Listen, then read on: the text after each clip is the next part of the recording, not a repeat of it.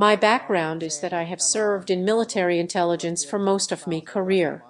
I am an officer and an intelligence colonel who retired last fall. I started here in January at the university as a teacher. I teach intelligence. As I have spent most of my career in intelligence, Russia and the Soviet Union have always been my point of interest. In 1986, as a young lieutenant, I was sent to what was then Leningrad to study the Russian language. Even then I started to wonder why the Russians were doing things differently than we do in the Western world. Why do they see the world differently than we see it? Since then, I have worked with the Russians and with the Soviets until my retirement. I've been to the Soviet Union and to Russia a lot during my career and been in a lot of contact with them. I've always wondered why they thought things differently. Then, when I started writing my PhD here at the university, I discovered the theory of strategic culture. That theory opened up how to rationalize and think about why Russians do things differently than we do. This strategic culture is a way to analyze. It was created in the United States during the 1970s when the Americans lost the Vietnam War. They began to wonder how a superpower like the United States could lose to Vietnam, which Americans considered to be a very underdeveloped country. They realized that not everything is pluses and minuses, that is a zero-sum game. There were other factors behind it that affect the people and how the people operate together. The Americans developed a theory of strategic culture, capable of explaining about a country. In this case, about Russia, how does the state leadership see a crisis? How does it see the use of force in a crisis? How does it see the role of a crisis and the use of force in foreign policy? How does it see the enemy? How does it see a threat? And then how does it envision the possible strategic options by which it might respond to a threat? This theory of strategic culture explains it. The theory of strategic culture is based on trying to outline what factors influence the decision-making of the state leadership. It then looks at how things are reflected in government decision-making and how they are reflected in practical action. This is a pretty good way to explain the actions of a state, in this case Russia, on why Russia has acted as it has. This will help us understand. When I say understand, I do not mean that we have to approve of what Russia is doing, but helps us understand why Russia does things differently. It may even give us the instruments to predict what may happen next. Churchill said in 1939 that Russia is a riddle wrapped in a mystery inside an enigma. It is true. This is well said. Let us now set out to dispel this riddle through the theory of strategic culture. Before we start with that, we must remember that we do not have one Russia. We kind of have many layers of Russia. Different historical layers that still influence the thinking of the Russians about how the Russians work today. If we start from that very first movement, that is Slavic Russia. Language and ethnicity and Russianness were born there. Also the belief that all Slavic people, as it were, are one, was created there. And the Russian people, the largest of the Slavic peoples, have the duty of keeping them all in check and protecting them. When we go further in history, with the fall of Constantinople, the traditions of Eastern Rome were transferred to Moscow. Moscow uses the term Third and Eternal Rome for itself. The Russians are, as it were, followers of the Eastern Roman tradition. Religion, conservatism, and the relationship to authority came from there. It means that one does not challenge authority. Authority is obtained from God. He who leads us has received authority from God to lead us. He is infallible. Authority will not be challenged under any circumstances. This idea comes from Byzantine Russia. The third Ra that influenced Russian in a great manner is Mongol Russia. In the 1240s, the Mongols conquered Russia. They held Russia for 150 years. That time was cruel. There were a lot of words in Russian related to torture, exploitation, and corruption that come from the Mongol language. Dominance under personal authority was rooted in the administrative culture from the Mongols. That is, there is only one Khan that leads. It is he who leads, no one else. Others are passive followers. That one guy leads and takes responsibility and the initiative. When the belief of divine legitimacy to lead is attached to this, the leader will appear as fairly tough in their worldview. Corruption and cruelty also comes from the Mongol era. During the Mongol rule, the only ways to survive were lying, corruption, and violence. This still lies very deep in Russia's strategic culture.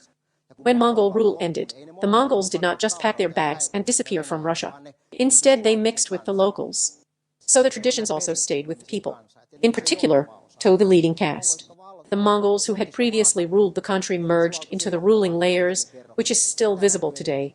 When looking at genetic inheritance, they are pretty dark eyes, for example. There are not many blondes in Russia.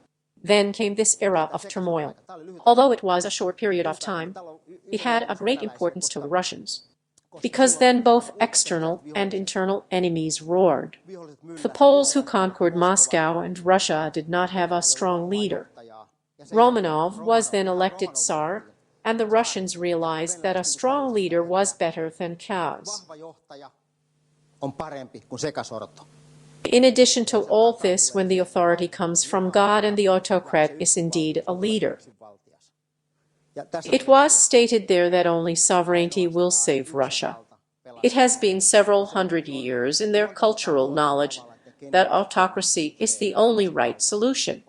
That is, autocracy is better than chaos and mayhem. Then we came to European Russia. Peter the Great founded the city of St. Petersburg in the early 18th century on that Finnish swamp to the Neva estuary.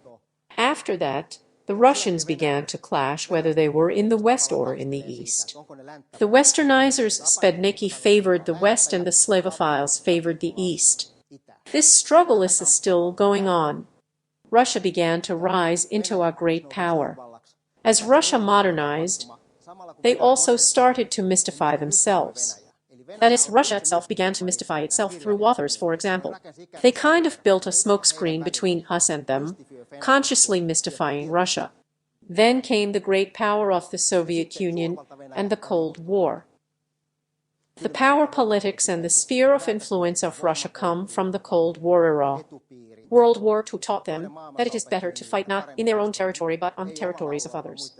The Soviet Union lost more than 20 million people during World War II. Authoritarian rule has followed Russian rule since Mongol era. It hasn't changed since then. The name of the leader has changed, but authoritarian rule itself has always remained the same. Russia sees itself as the heir to the Soviet Union, as it is in some respects. So these are the 6 layers of Russia.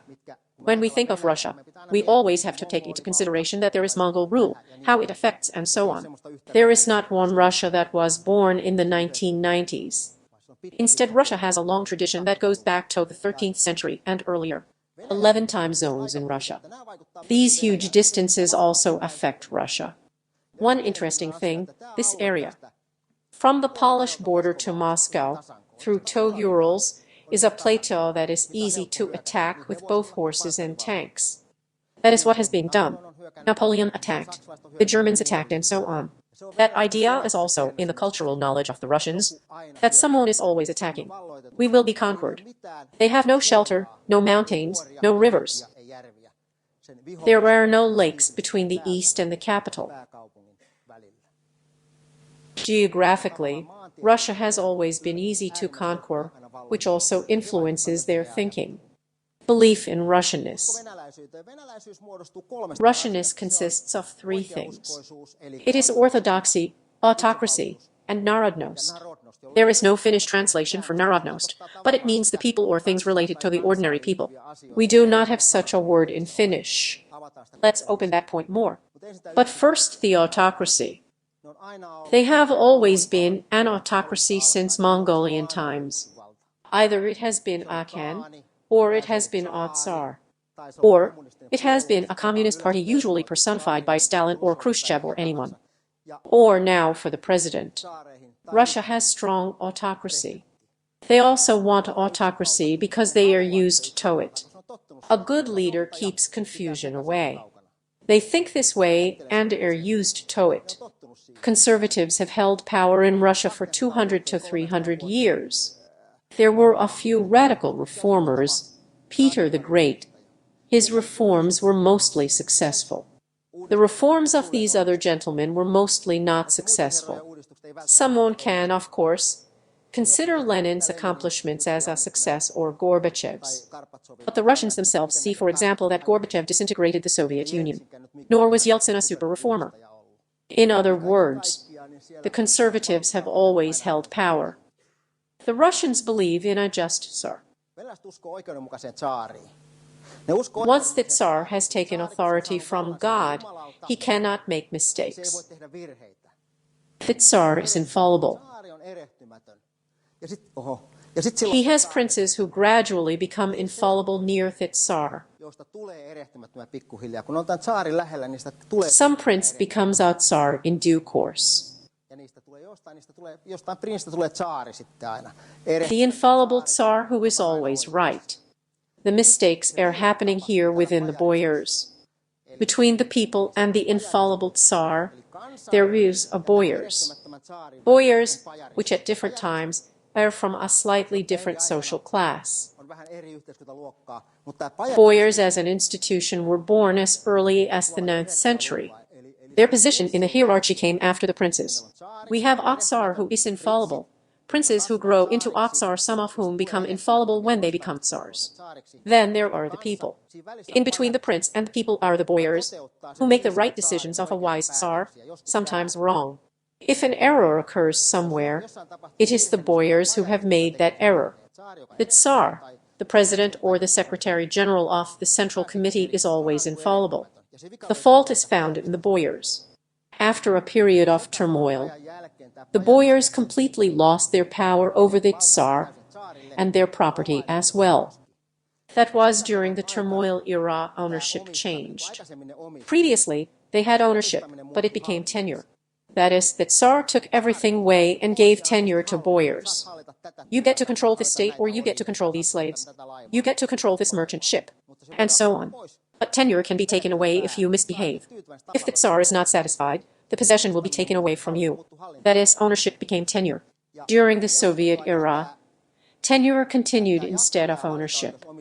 That is, in the Soviet Union, when you reached a certain position of power, you had tenure. You got to visit your dacha at the Yalta, and you had a black cheka and a driver that took you to work. However, you did not own these, but you had possession, a tenure of these. Another point is that when you reach a certain position, you are entitled to a certain amount of corruption. That is, a certain degree of power gives you the right to a certain degree of corruption. 2. At a lower rank, you didn't get to steal that much. The higher you get, the more you get to steal. It had rules. Those rules had to be followed. They weren't written rules, of course, but everyone knew these rules of the game. This same system is currently in Russia. The nomenclature tells who is on what scale compared to everyone else and how much corruption he is allowed to take.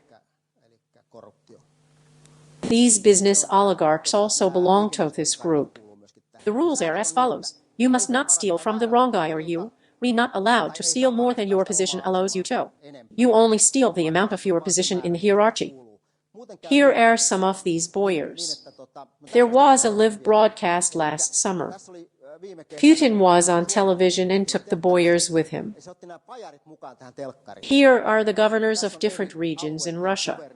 A man called Putin on television and said, for example, in our area this road network is in poor condition. Putin asked the governor of the area why the roads are in poor condition. Fix them. The governor replies, yes, Mr. President. The caller says, thank you, Mr. President, that you took care of this too. That is, the boyar procedure still works. It was even done publicly on television. If you reach a certain position, then you will get a certain share of corruption. Neither too much nor from the wrong guy. Here's a person who stole too much. Khodorkovsky stole too much, 10 years in prison. Currently living in Switzerland. Ulukhayev stole from the wrong person, Sechin, who is close to Putin and probably the second most influential person in Russia. Ulukhayev went to steal from Sechin, 10 years in prison. That is, if you follow the rules, everything will go well. If you don't follow the rules, you suffer. This is how it works. Then there is the religion. Religion is important because it unites people together. This is Putin's inauguration. Here is Patriarch Kirill of Moscow and all Russia. Look where they stand. First, former German Chancellor Gerhard Schroeder. The Prime Minister is behind him. Minister of Defense at the rear. It is no coincidence that the Patriarch stands first. That is, Kirill belongs to the boyars as well, and his job is to swear faith in people. Even though it goes a little bad now when we get to heaven, it will go really well there. That is his job in this system. Of course, Putin. The story goes that he has even been baptized secretly. Believes who believes. In any case, he was a member of the Communist Party and an officer of the KGB. He is the #1 believer. This is how situations change. This is Kirill. As an example, the Russians found a picture where Mr. Kirill is holding a $30,000 watch on his wrist. I don't know what kind of salaries the priests have in Russia, but my wife is a priest and she does not have such a watch. When this became public, the Russians tried to cover it up by editing the image, but forgot to edit the clock reflection off the table's surface. In this way, the boyars are sometimes caught. Then the third component, namely the people, Narodnost. In the 19th century, after the French Revolution, there was a lot of talk about the people and what kind of role people in the community have and so on. In Russia, it was also considered from the leader's perspective and was determined what Narodnost is. It is Russia's own version of the people. The Tsar knew better than the people themselves what was good for the people. The Tsar is infallible. When a leader has received power from God, he knows better what is good for the people. During the Soviet era, this continued in the same way under communism. During the Soviet era, on the roofs of the houses read, "The party and the people are one," although they were certainly not the same, but the roofs of the houses read so. Narod and Narodnost was a big deal. This is still evident in Russia. The Russians have the ability to expect and endure a tremendous amount of suffering. This is an amazing trait for them. They are able to anticipate and endure suffering. They have made suffering as if it was a virtue. When you suffer on behalf of the Soviet Union or Russia, things turn out really nice when all that is over. For example, when you do or when you reach communism, there are no refrigerators and no real food, but when we get to communism, then there will be everything. The Russians have a miraculous ability to endure suffering. On the other hand, they also have a wonderful way of forming two realities. They formed a Soviet public reality and a kitchen table reality. Around the kitchen table, things were really being discussed. I had a chat at the kitchen table in 1986. Extremely interesting. Perestroika was about to start just then. It was interesting because they are like two different people when they go outside compared to how they re around the kitchen table. There are two different realities that are still operating in Russia. Here is Mikhail Glinka, who in the 19th century composed the opera A Life for the Tsar, in which a peasant sacrifices himself for the Tsar in order for the Tsar to be saved from the gut and against the Poles when Russia went to war. The sacrificer, a peasant, is a person belonging to the Narodnost. He sacrificed himself so that the Tsar would be saved. It's no coincidence that in 2004 Russia issued a stamp from this same opera. That is, people are still told that it is the people's job to sacrifice themselves for the Tsar. Do not forget the role of you as a people. During the Soviet era, the Homo sovieticus was created. They initially believed that the Soviet system could create a better person, who would be called the Homo sovieticus. In fact, some others then quickly changed it to have another sarcastic meaning, how it really was seen.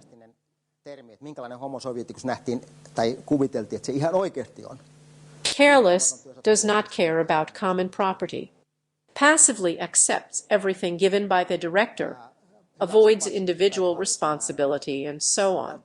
Whoever has been in Russia and in the Soviet Union could wonder for themselves whether these traits resemble reality or not. Then, in 1987, when the Soviet Union began to collapse, Yuri Levada, who later founded the Levada Research Center, estimated that Homo sovieticus was on the brink of extinction. In 1994, 75% of Russian respondents said that the breakup of the Soviet Union was more bad than good. In 1998, the word democracy began in Russian minds to resemble the same as chaos.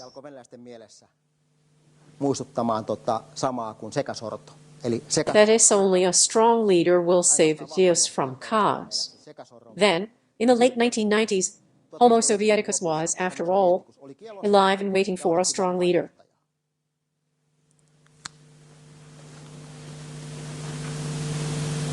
Here are the sayings of Nikolai I. This could be Vladimir I, who is currently in power. Autocracy, orthodoxy, and Ruskimir, or the Russian world, must be assembled under the protection of the wings of the Russian double eagle, and that Russia's sacred mission is to act as a messenger of a higher civilization.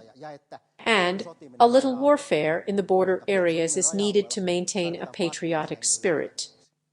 This was said in the 1800s century, but this could have been said in the 2010s or in 2018. Nothing has changed. Here is Jurgen Habermas's communicative theory, the social system, which explains how people usually think. Here it can be an individual or it could be a larger community. It has the values and norms which we are talking about today, the values and norms of the strategic culture. Here at the bottom right are the facts. Facts come into our and the community's consciousness, followed by our thoughts reflecting the received facts through our values and norms. Then decisions are made, specific objectives are pursued, and finally we act accordingly. Strategic culture can be found here in terms of values and norms. So how does this work in Russia? A little differently. 80% of Russians get all their information from television. These television channels are under the control of Putin and his close associates. That is, 80% of Russians receive filtered information. They do not get the facts from the media. In Russia, the values and norms are already strong, and the information that is constantly being fed is different from our Western point of view. Therefore, it is quite certain that the goals and actions of Russians will not be the same as how we would perform in the same situations. This difference must be remembered. More and more young people receive information from the internet because they know other languages and follow information from the web. 80% of the older population still receives information through television. This is the narrative that is told on television in Russia. It is said there that Russia is a besieged fort. NATO is besieging Russia. Russia is at constant war with NATO. The enemy is at the gates. Here's how they see NATO's siege. In fact, there were a few kilometers with NATO between Norway and Russia. Then there is the border with the Baltic states, which is really the NATO and Russian border. But this picture is being shown to them, the Russians. America also surrounds Russians both from air and from space. The only task for and within the state leadership is to stay in power. They are not much interested in the life of an ordinary Russian. Their only task is to stay in power. With this in mind, they stay in power by telling how the enemy is at the gates. We are at war. Only an autocrat like me can keep this country safe. A weak leader means chaos. The enemy is at the gates and inside. According to the narrative, the West is feeding the opposition. When the opposition raises its head, it is said to be in a conspiracy with the West against Russia and must be responded to accordingly. 80% of Russians receive this information, that Nemtsov and Navalny were Western agents. The Russians believe this story quite a lot. At least they pretend to. I don't know how they are talking about it at the kitchen table. This is the story told by the Russian media under their leaders. Russia is a besieged fort that is at constant war with the West and the enemy is inside. Putin said Russia never lost the Cold War because it never ended.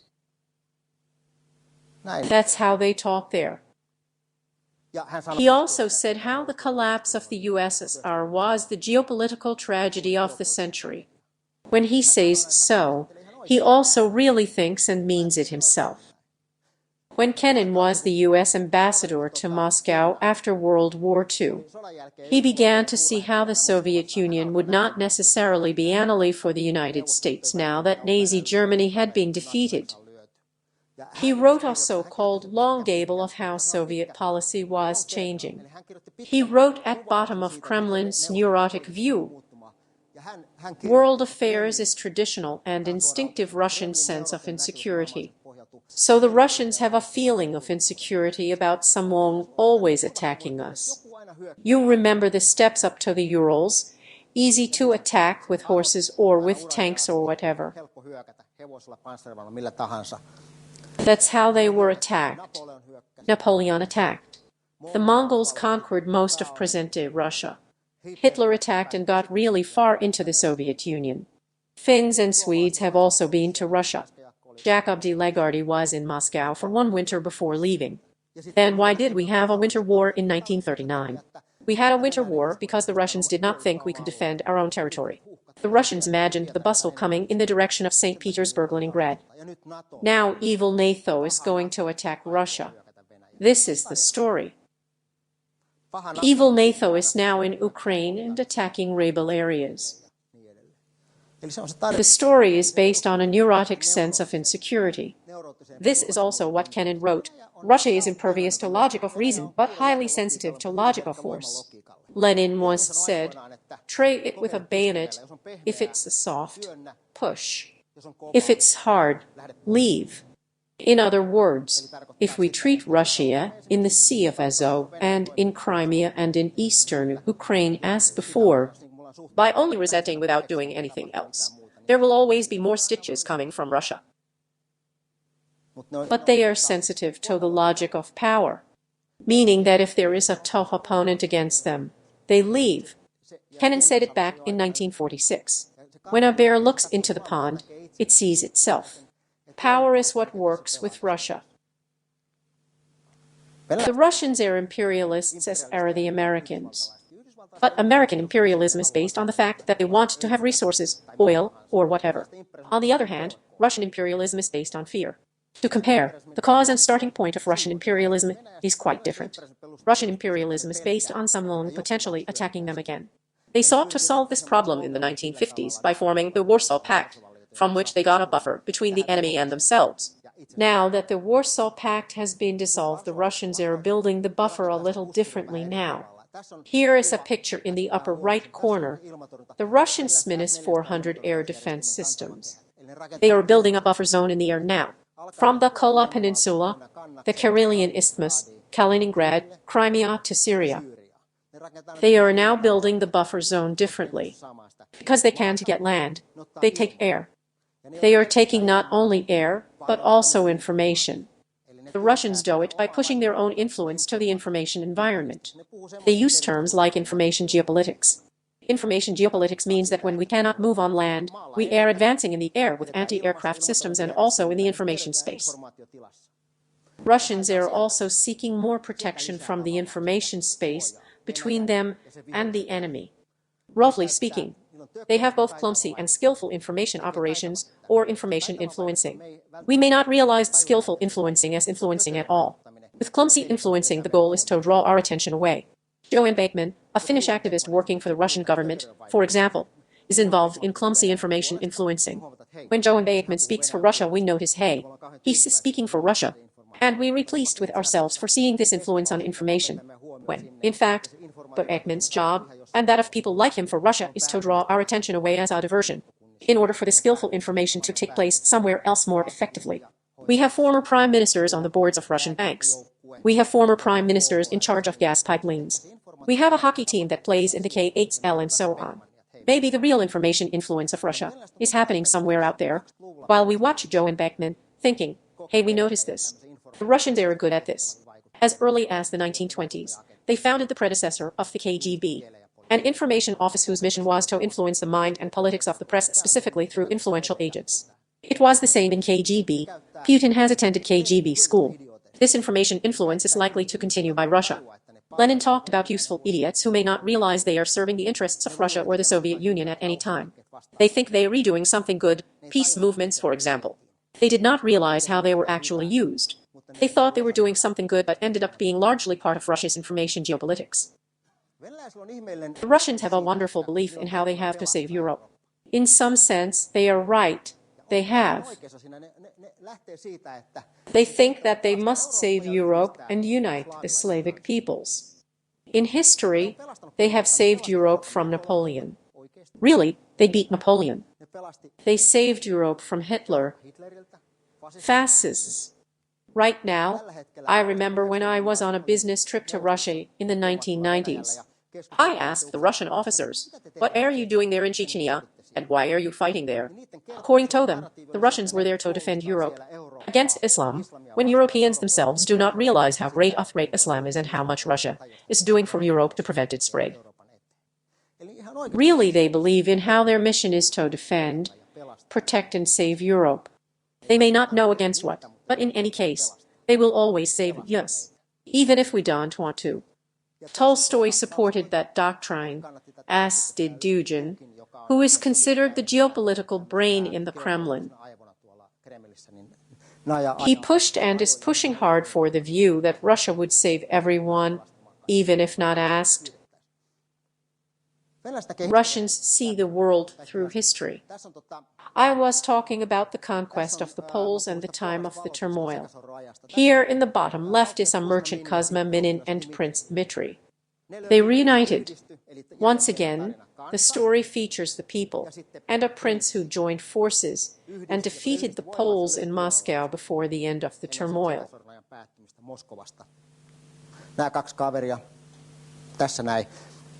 Minin and Dmitry are immortalized in statues on the Red Square near the church in Moscow. In order for the Russians to not forget that the people and the prince reunited and joined forces, resulting in Russia being unbeatable. This is remembered in military parades annually. Troops march past these statues. Remember well, that's how it happened. When we joined forces, the Poles lost. In Russia, the beginning of November is Unity Day, 4th of November. It's the day when Minin and Dmitry beat the Poles.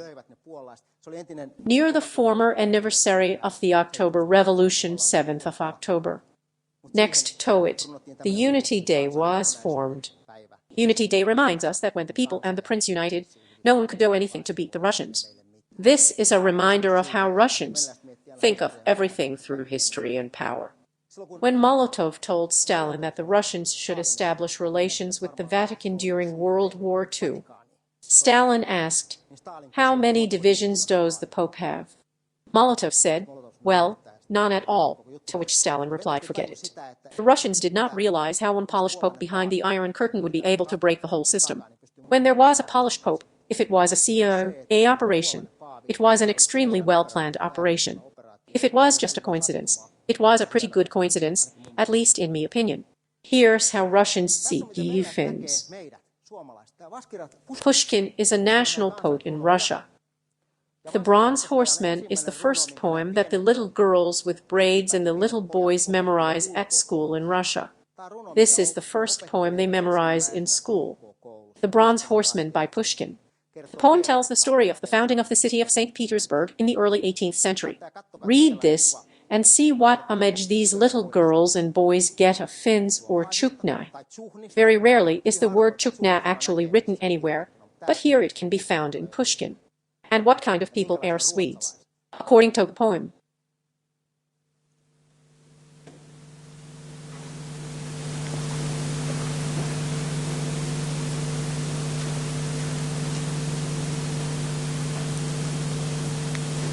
In other words, the city is founded to be a nuisance for the haughty, the Swedes.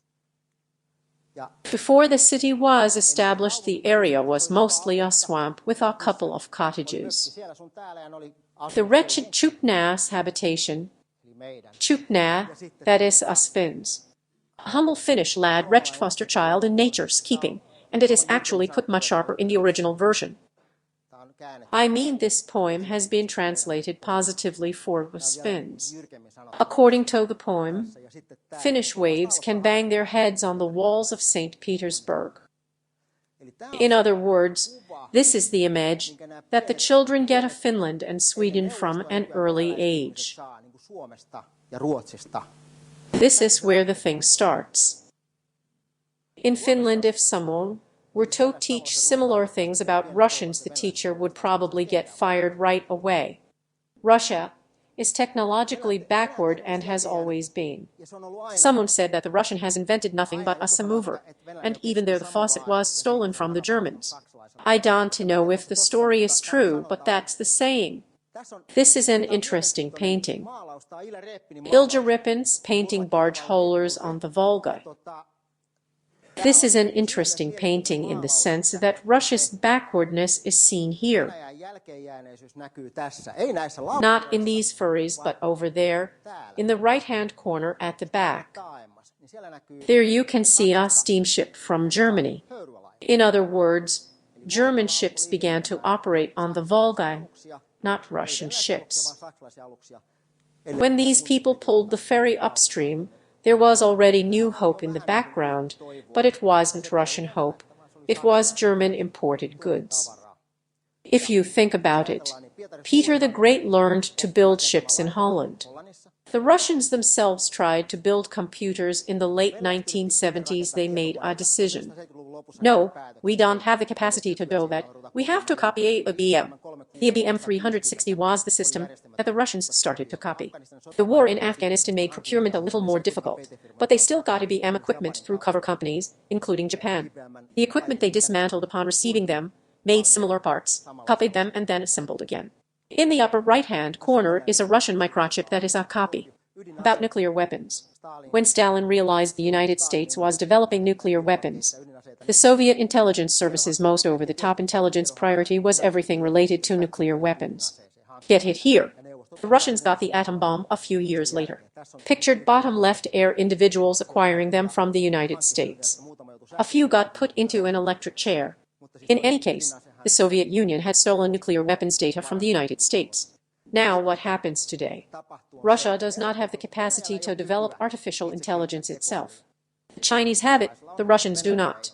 Putin has said, whoever masters artificial intelligence, he will become the ruler of the whole world. It is certain that right now one of the most important tasks of intelligence services is to acquire everything related to artificial intelligence. Russian truth. This is interesting. After all, language tells how people think, how they perceive the world, and how society thinks. The United States has 2 words for positive rights, liberty and freedom, and so on. Russia has 2 words for the truth and 3 words for the lie. It is certainly not a coincidence. There's the word pravda, which is truth, but not absolute truth. Rather the kind of truth that gets rid of awkward, weak situations. It's like tactical truth. Istina is the opposite of a lie. Istina is true as can be. But pravda is rather sometimes it can be true, at other times not so true. 3 words for lie. Vranio is a white lie, but of the strategic level. It is also kind of a way to get rid of nasty situations. The Russians know it, we don't know it. We think that there is only truth and lie in the world. It's just black and white, or plus and minus. We think so because we usually have it that way. The lie in Russia was born under Mongol rule. During Mongol rule, violence and lying were the way to survive. This tradition has been in their system ever since. Russia has the word kruguvaya poruka, or gang guarantee. By the way, the Finnish word poruka gang comes from here. It means that when we have some set of people with a common goal, be it the Kremlin leadership or the Russian armed forces or whatever, we have a common goal and I step out of the circle and lie to an outsider. My gang hears that I lie, but they don't judge me as a liar.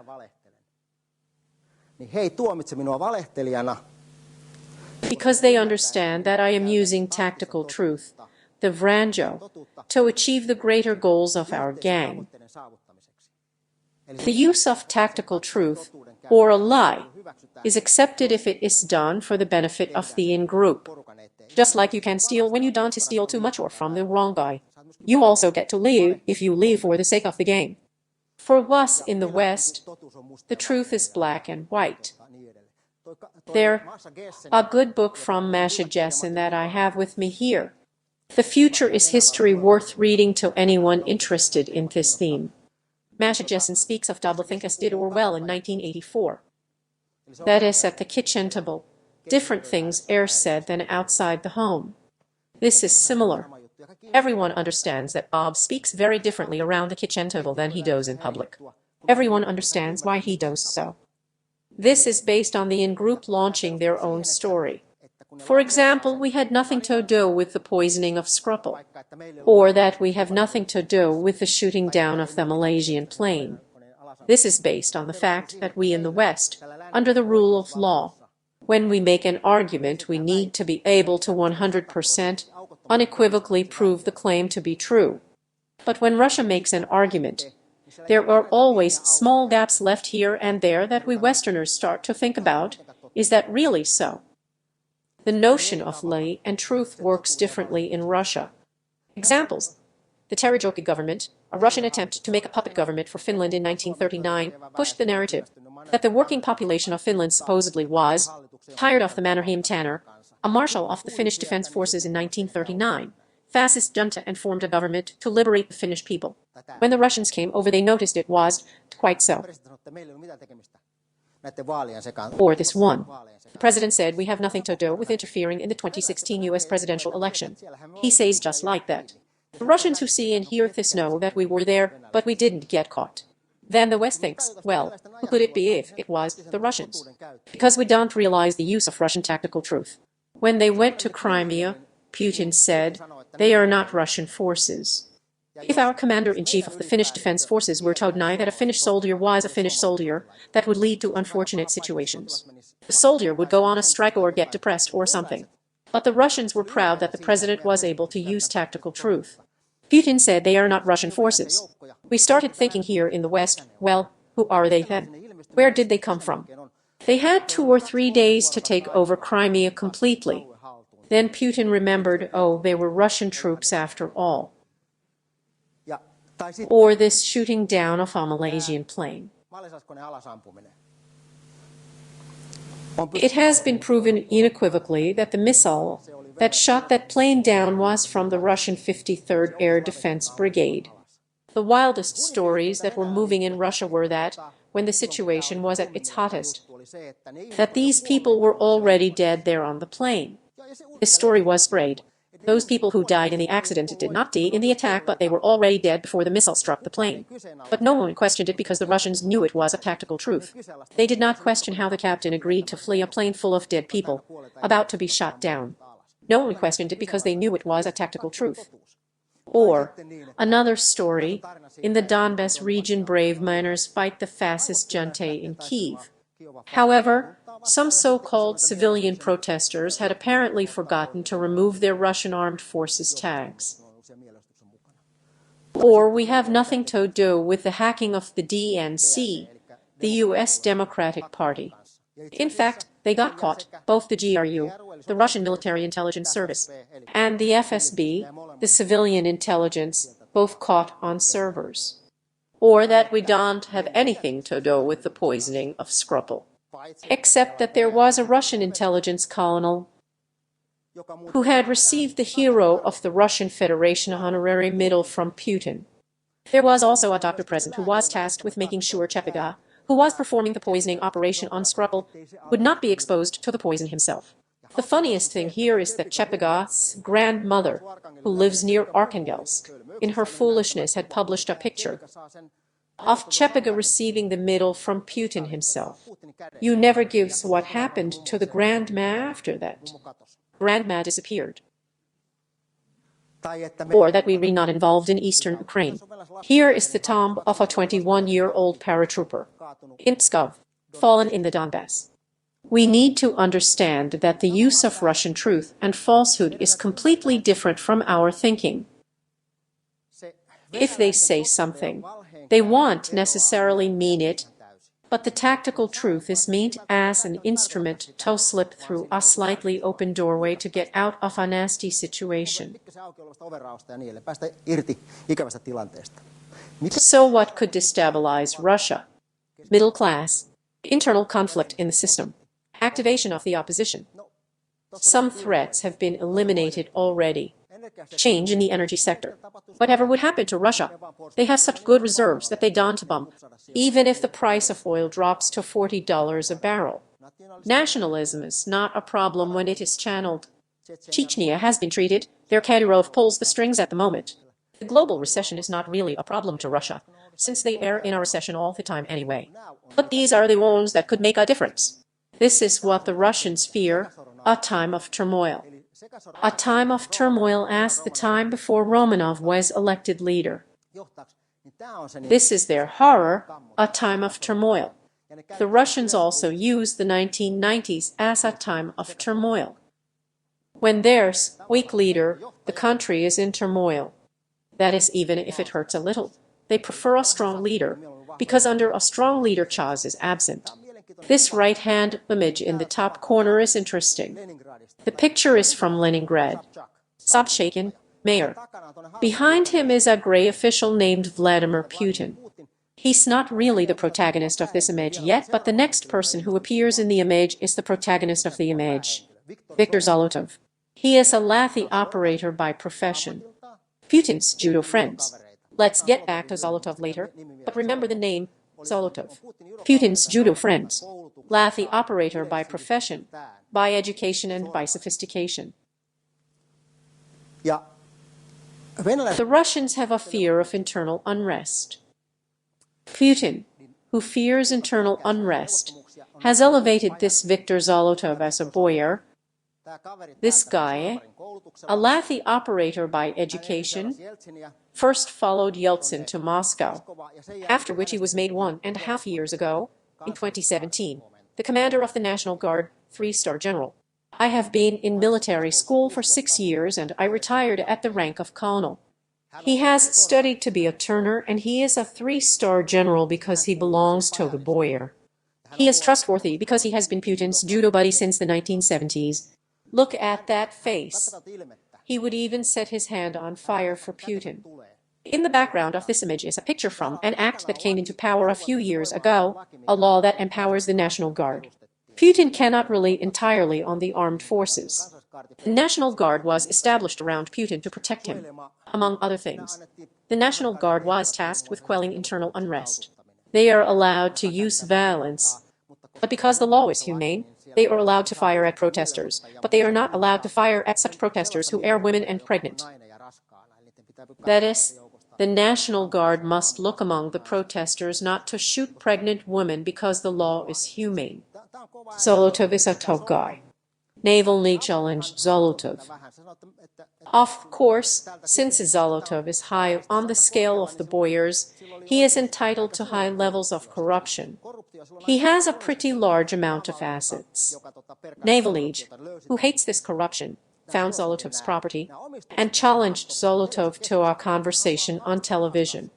Navalny said, "I'm challenging you to a conversation in a television about this corruption." Zolotov, who is an old judoka, replied, I'll challenge you to a duel, in a ring or on a judo mat, and I'll make minced meat out of you. In a Western world, would a high-ranking police commander say to make minced meat out of someone, how long would he stay in office? But this kind of discourse is business as usual in Russia. This is what they are afraid of, repetition of the maiden. This is where Putin took a little back when they started raising the retirement age. So a little was taken back because it was seen that people simply did not like this increase in retirement age. Russia's change. If we look at how Russia has developed, Tsarist Russia had an authoritarian system of leadership. The Tsar had received his power from God and was infallible. Corruption was intense, opposition was persecuted, Westerners were portrayed as a threat. Autocracy. Russia had a messianic mission. They sought regional expansion and believed in Russianness. Then the power of the Tsars collapsed and the Soviet Union was established. There was an authoritarian system of leadership. There was corruption. There was opposition persecution. The West was described as a threat. There was a sham democracy. They had a messianic mission. Their mission was to spread communism to Cuba, Angola, and so on in exactly the same way. The messianic mission of spreading communism. Regional enlargement efforts, and they believed in Russianness. That is, although the Soviet Union was the home of the peoples, the Russian part was still the leading class, although it was not highlighted. Then came the time of turmoil. Everything went a little bad. Power was decentralized. The regions gained a lot of power. Corruption did not disappear. Russia had freedom of speech in the 1990s. They even thought about NATO membership. The West was no longer a threat. There was an era of democracy that turned it into a curse word and an ugly word in the minds of the Russian people because they were financially on their knees. Identity was lost. They were trying to save the remnants of their empire through wars in the 1990s, Chechnya's first war, and so on. Western culture began to push itself into Russia. But then, thankfully in the Russian mind, along came a strong leader who saved everything. Let's go to Russia in 2000. Putin's Russia. There is an authoritarian system of leadership, corruption, persecution of the opposition. The West is described as a threat. A guided democracy. Russia has a messianic mission, regional enlargement efforts, and a belief in Russianness. If we look at when Russia was liberated from the Mongols in the 15th century to the present day, this bottom red line is an authoritarian system of leadership. The West is the enemy, and so on. And that small yellow dot is a time when there was freedom of speech, democracy, and the West was not seen as a threat.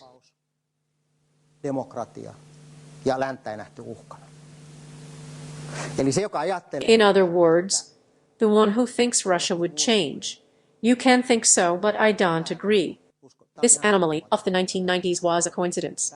This will continue as long as it continues. Let's see how it goes. Homo sovieticus is born. In 2017, Venäjä conducted a survey for Russians. 10 most significant people in world history according to Russians. Stalin 38%.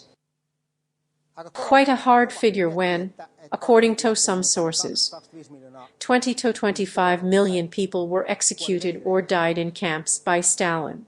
34% said Putin is the toughest man in world history. Half of Russians in 2012 considered the purges by Stalin a political crime.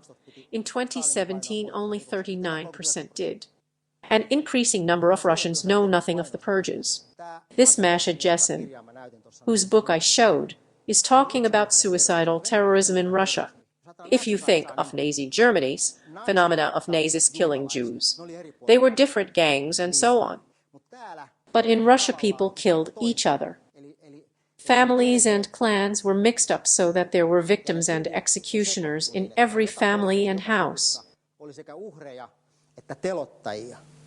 This matter was not settled in Russia, as it was in Germany. People are told the Nazis were evil and the Jews were victims, and this cannot happen again. There has never been such dealing with the subject in Russia because they were so messed up.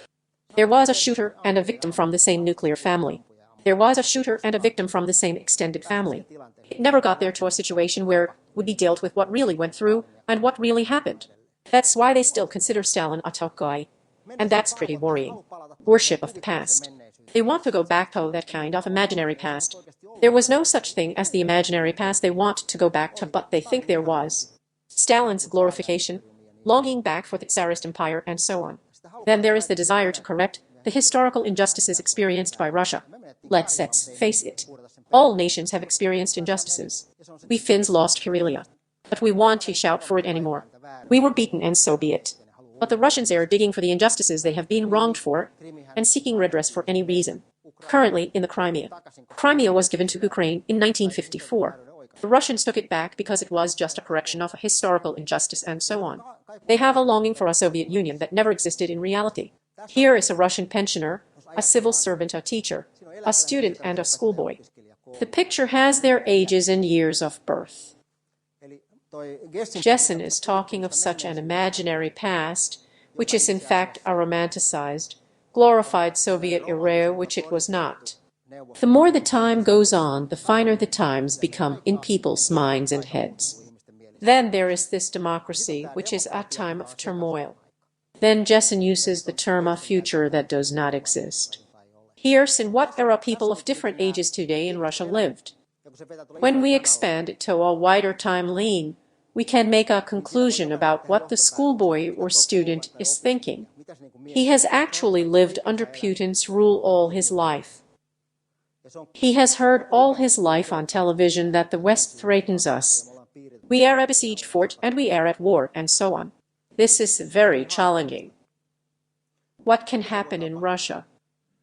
The period of stagnation will continue until Putin leaves. Or there will be a harsher period, Stalin's time Part 2. Another purge. Development stops and repression begins, the Iron Curtain. Or the whole system will collapse as it did in February 1917. Or Russia democratizes, which I personally don't, which believe. Or it polarizes with westernizers and slavophiles. The West and the East will begin to struggle with each other again. I talked earlier about princes. There are 2 princes here today. We have a good Tsar, who is infallible, and he will retire in 2024, probably. A new Tsar will be elected to replace him. Here are 2 potential candidates. The prince must be a tough guy. He needs to be able to guarantee a peaceful rest of the life for the retiring Tsar, just as Putin guaranteed Yeltsin's life, so that Joe Yeltsin lived in peace from all legal action until he died. In exactly the same way, Putin is now looking for such a prince. Medvedev is too soft. He can't do it. Here are 2 candidates. This is Juman. The Russian princely story requires that the prince is a hero. Before he becomes the infallible Tsar, he must be the hero. He is somehow heroic. Juman is heroic. He has been awarded the title of Russian hero. He rescued Yanukovych in February 2014 from the clutches of fascists in Kiev. That is, he led the Yanukovych rescue operation from there when, according to the story, the fascists came to power in Kiev. He earned the title of Russian hero. He was a major general and deputy minister of defense. He has then been recovered in that Chula area. He has earned the hero's cloak. He is safe in Chula. He has been castled. Russian chess gamers like to castle. Juman has been castled there to the Chula area to wait. It is close to Moscow. In an area where nothing should go wrong, that is, the hero will no longer do anything wrong before 2024. And he waits there, learning administration in a good Chula district. This second candidate, Zinitsev, is currently Minister of Emergency Situations. The Minister of Emergency Situations is always the one who saves the Russians, whether it is a flood or whatever. That is, he will also receive the title of Russian hero. He will save the Russians at some point before 2024. He has a pretty hard track record when we look at where he has worked in the past. KGB, FSB, FSO, a man of the system. He has been very close to Putin. These 2 candidates look similar to each other, funnily enough. The only difference is that Juman plays as a goalkeeper in the Putin's hockey team. Juman is a good goalkeeper, except when Putin shoots, then that's when it usually goes all the way to the goal. He also knows this boyar game quite well. Here it was. Let's go back. Sociological research. Putin's support is beginning to decline in fall 2018. There is talk that Putin is responsible for the problems of Russia where the armed forces are not so important. More important is the well-being of the people. 20 million people live below the poverty line. 22% of the population can only buy essential food. Yes, little bubbles are bubbling under the surface. Here is a statement by protester Olga Koltsov, in which she says either those in power are aware of the mood and are listening to the people, or some kind of social explosions will rise up. When the lid of the boiler is closed very tightly, it will eventually fly into the air. Just like in February 1917 and in the November Revolution. When the lid is too tight, then something could happen. This is her view. This interview was conducted a week ago, in November 2018. It is difficult to say where Russia is going and what is happening. This is the last picture. This is a demonstration from Moscow in September 2018.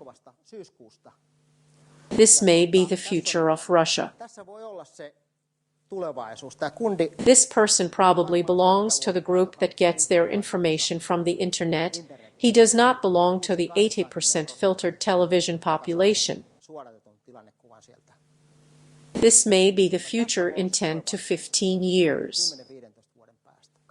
Sometimes by 2030 something might happen if the lid does not bounce up before the next presidential election in 2024. All right. I will end the presentation here.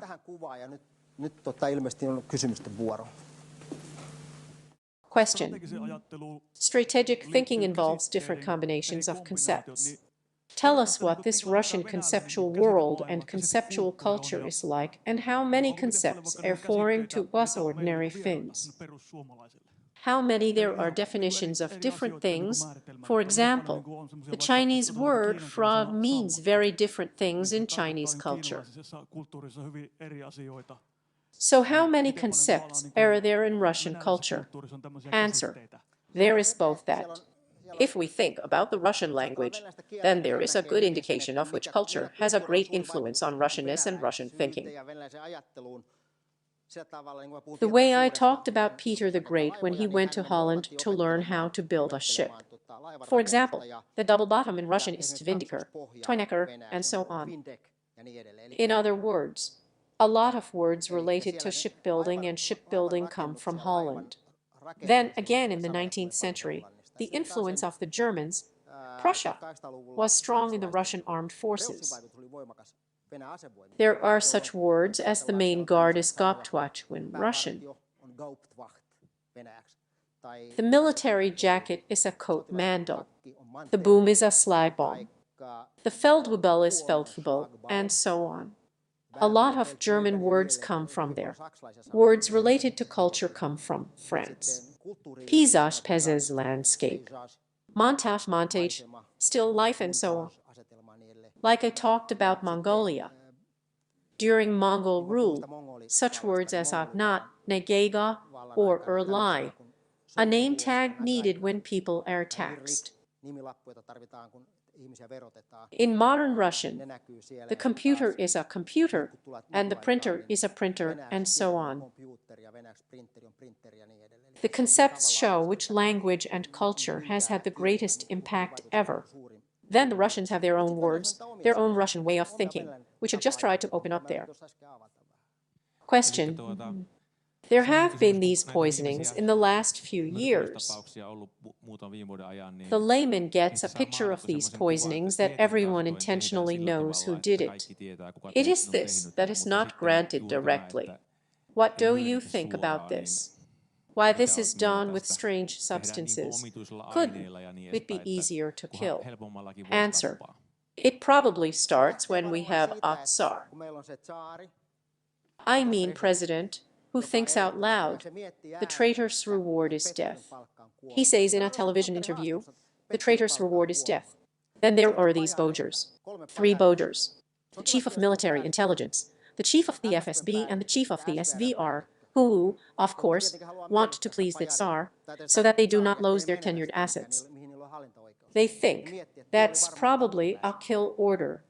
Then they say to their own organization, kill. And those guys get to work. Then, the guys are first-timers or second-timers on the job. They may not quite succeed in that. But they also don't care because they know no one can show unequivocally that we were there. In which case they resort to tactical truth. They go there, poisoning Scrapple. After which their pictures are all over on the security cameras, their plane tickets can be found, their passports are unveiled, issued with consecutive serial numbers, and so on. They then go to Moscow, where they are taken to an interview with Russia Today, where they say they were on a tourist trip there in Salisbury. But we didn't to go to church there when there was a lot of snow. The guys are from Siberia, and the security camera pictures do not show any snow at all, but they still couldn't visit there. That is their confidence, that we will not be able to fully prove just the way they did it, and so on. It is based on that. Two things we want to please the Tsar. Although the Tsar does not directly issue a killing order, his message must be understood. He thinks out loud. The traitor kicks the bucket. He said that in an interview. After this, the Boders compete who pleases the Tsar the most. The organization works with confidence that this task will not be attributed with 100% certainty to them, or GPS interference. They were 100% certainly caught, but they replied, "Show the evidence." Question: I am interested whether Russia was defending their national culture. How is it when all kinds of innovations are bringing English vocabulary to Russian language from the West? How willing is Russia to modify and translate these words into Russian? It's a bit like our Finns have a unique word computer. Answer: there is not much to translate there in Russia. France, for example, protects the French language a great deal. The leader is the manager, the printer is a printer, and so on. Yes, they pretty much use Western words, though. It is not considered a threat. They are used if there is a nation of 144 million people, then maybe a million use those words. There is no Russian soldier there or a grandmother living in a cottage behind the Urals. He does not use the word printer or manager, because he does not even know that there are any. Question. This was a good presentation. But how much does our political leadership receive this type of training? Do our political actors really understand this type of thinking? At least not much is said in public. The second question. One could conclude from this that NATO might be a wise solution for us. Answer: I will not take a position on this NATO issue. If there is a referendum, everyone will vote with only one vote in it. But this second question, how well do our political leadership know this? Not well enough. For example, we believe that if one of our former prime ministers is on the board of a Russian bank, he will be there and able to influence, to advance Finland's interests there. And it is believed that there would be no influence on the direction of our Finland. Or that we have a former prime minister who's involved in the Russian Nord Stream 2 gas pipeline project. We do not understand how holistically Russians think about these things. We do not understand it. Some of us understand, some don't. In the military, at least when I was there at work. Yes, the military understood. The military already saw in the 1990s that the bear was only breathing. The bear is in trouble and breathes, but the bear still rises. Whereas, for example, the foreign ministry side believed that the bear would democratize and would never pose a threat to us again. But yes, the military has been always more on their feet in the country and so on. But too little we Finland understand, for example, tactical truth and tactical leads. Let's think, who are they there in the Crimea, if they are not Russian? I was there in early March as an OSCE observer and tried to get to Crimea. I ran into those guys. They had dressed as Ukrainian police and spoke a pure northern Russian dialect. It was probably a lieutenant colonel or colonel in the parachute forces in Pskov, because he behaved exactly as the colonels in the parachute forces behaved. But in the pure northern Russian dialect, he claimed to be Ukrainian. I was like, "You're right." Question. In the opinion of the Russians, does the Finnish territory belong to us, the Chuknas, the Finns, to the Swedes, or to the Russians only lost with injustice? Oh, our geographical area. We are part of the northwest direction of operations. No Russians think that Finland or Sweden or Poland or anything else. We are hating northwest, northwestern direction of operations of the Western Military District. They have two directions of operation. The other is the western direction, which is the direction of Poland and the Baltics. The other is the northwest, which is Finland, Sweden, and Norway. You can clearly see that when we talk about us being neutral or non-aligned or whatever, that's not what the Russian thinks anymore. We are seen as a threat. In other words, we are facing exactly the same threat as Norway and Sweden in the direction of St. Petersburg.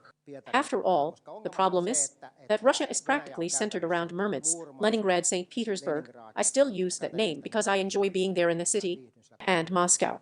That triangle is Russia. And two of the 3 points in its triangle lie just behind our Finnish border, Murmansk and Leningrad, St. Petersburg. And you remember how we got into the Winter War, because the Russians did not believe that we will be able to manage our own plot. Now they see that threat coming through us, and we are part of that threat. In other words, the belief that if we Finns are terribly kind and quiet, no one will come here. That is unfortunately not the case. Question. I was trying to understand what you were talking about, that thinking. I tried to fit it into some such models of identity work and socialization. I had such a problem. Once accustomed to thinking that these two have an individual field and a community field. So it seemed to me that it would take a third field in terms of Russian thinking, which would be illusions or the field of the untrue treated as true. Answer. It was a novelty in that structure of double truth, double thinking. That is, they talk at the kitchen table, repeat what they are talking on the street where there is someone who does not belong to their own Krugavaya Poruka in group gang quarantine and may hear what I am saying. It is still valid. They, the Russians, manage well in that double thinking of truth. There are no two truths in it. But there is truth and falsehood, and there are 49 different shades of gray in between. There they move skillfully. But you are right. That's good to think about. Question. About this presentation, what would you raise as a key factor in how our Finnish decision-makers have been deluded? If you think of Arist and Helmi, a suspected property for Russian special forces in Finnish soil, or other such similar area acquisitions and others, that this has happened here in Finland. Answer. Probably the fact that they, the Russians, are doing something, and if it seems that, if there is something that walks like a duck and talks like a duck, and then when we say that's a duck, then the Russians say it's not a duck. So we believe it, well then it's probably not a duck, but for once they say it's not a duck. When in fact they say it's not a duck, they confirm that it is definitely a duck. We should realize the concept of tactical truth there. They are not Russian soldiers. On Crimea, there are no Russian soldiers. We did not shoot down that passenger plane. It is based on the fact that, let's say there were 100 of us people here, and we want to oppose. Our counter story is that you, the Russians, shot down that plane. Or you poisoned Skropel. Then, there's always 10 or 5 of us who start thinking, maybe that's not the case then, because what if someone else poisoned Skropel? Russian tactics is based on the fact that we never have a common view that it's a duck. They always slip away that way and so on. I don't know anything about Arist and Helmi. I retired at the turn of the year. Other than that, I read in Helsingin Sanomat.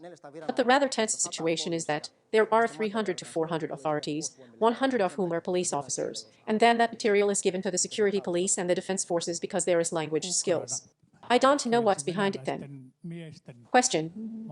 Ukraine has now refused entry to Russian men following this crisis in the Azov Sea. Now I am interested. The reason was that Russia would not be able to form secret armies in Ukraine. According to me information, there were about 70,000 to 80,000 people born in Finland with Russian background. Is there a secret army here in Finland? Does Arist and Helmi belong to it? Answer. That is a difficult question. But let's just say that those authorities whose task it is to investigate this matter and, if necessary, react to it are not sleeping. Let's just say that. Or at least they did not sleep at the end of last year.